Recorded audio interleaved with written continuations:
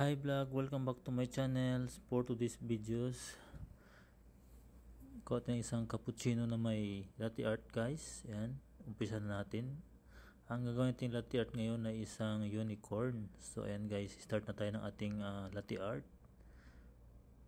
Ang purpose po nito guys ay isang enhancing skill po siya, no, para natin yung ma-maintain natin yung skills natin at hindi natin makakalimutan yung ating latte art.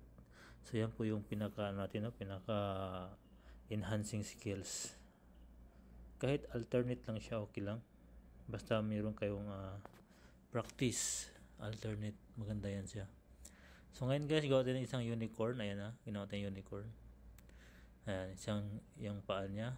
Ayan, isa pang paa. Ayan yung paa niya. So malapit na matapos yan guys, no? Pagkatapos niyan, inumin na natin yan. So ayan yung ulo niya guys, part ng head niyan. Ayan yung horn niya, yan. Tapos kunting dot sa taas, at yan tatapos ang ating latte art. So isang unicorn guys, yan, cappuccino na may latte art na unicorn.